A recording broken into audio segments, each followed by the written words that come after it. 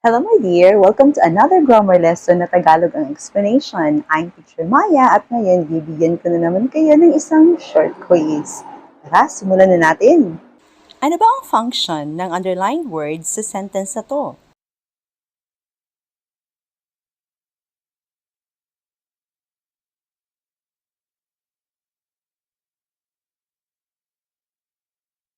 Isa itong verb. Ano ba ang function ng underlined words sa sentence na to?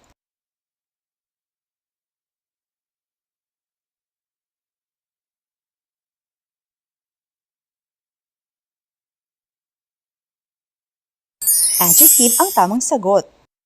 Ano ang function ng because of him dito?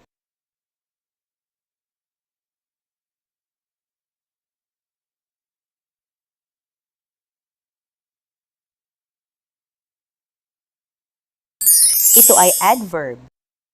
Ano ba ang function ng that clause dito?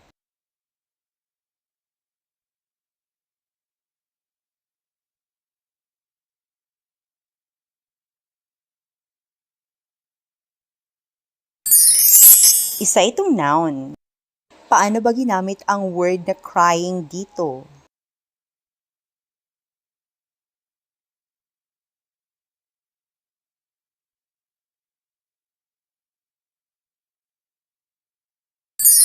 Ginamit itong adjective. Now, let me explain bakit yun ang mga sagot.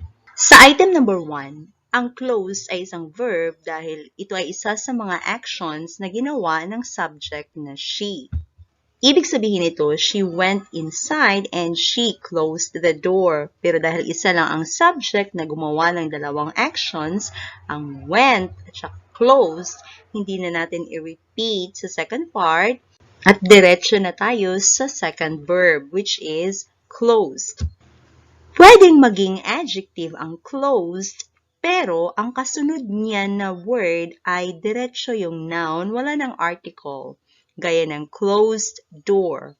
Hindi siya pwedeng closed the door. Dahil may the dito, ibig sabihin, ang closed dito ay merong object, the door. Ito yung naka-receive ng action ng close. Kaya hindi ito adjective, isa itong verb. Sa item number 2, ang underlined words ay isang that clause na sumunod sa noun na bag. Kapag ang that clause ay kasunod ng isang noun, gaya dito yung bag, ito ay isang adjective dahil ito ay nagbibigay ng description tungkol sa noun na sinundan nito. Aling bag? Ang bag that she is carrying. Yung dala-dala niyang bag, nagdi-describe ito sa bag. Kaya ito ay isang adjective. Sa item number 3, ang underlined words ay isang prepositional phrase na ginagamit para magbigay ng reason bakit siya umiiyak. Kaya ito ay isang adverb. Adverb of reason.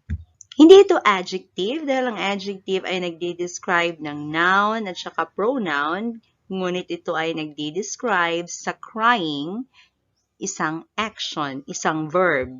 Hindi rin ito conjunction dahil ang because na word, although isa itong conjunction, hindi siya ginamit dito as conjunction at ang buong underlined words ay isang prepositional phrase, because of him. Ang conjunction ay sinusundan ng subject plus verb. At ang underlined words ay hindi lang ang because, but ang because of him. Ang because dito ay hindi ginamit as conjunction, mayroon siyang kapartner na of. Together, isa itong two-word preposition at ang kasunod nito ay noun or pronoun. Kaya meron tayong because of him. Isa itong prepositional phrase na nagbibigay ng dahilan kung bakit umiiyak ang subject. Kaya ito ay isang adverb of reason. Sa item number 4, ang underlined words ay isang that clause, that you are hiding something. Kasunod ito sa verb na know. Now, kapag ang that clause ay kasunod ng isang verb, hindi ito nagdi-describe sa verb. Ito ay object ng verb. Kaya, dahil ito ay object ng verb, ito ay isang noun. Dahil ito ang isa sa mga functions ng noun, ang gawing object ng verb. Sa item number 5, ang underlined word ay crying. Ang crying dito ay nagdi-describe kung sino ang neighbor, yung babaeng umiiyak sa corner. So, nagbibigay siya ng description kung sino yung woman na neighbor. Kaya ito ay isang adjective. Bakit naging adjective ang mukhang verb? Ang crying dito ay isang participle o isang verbal na verb form. Mukha siyang verb pero hindi siya ginamit as verb. Ginamit siya as adjective or pang-describe ng isang noun. Ang verb ng sentence na to ay ang is. The woman crying in the corner is my neighbor. Ito yung linking verb. Ito yung verb na ginamit ng sentence.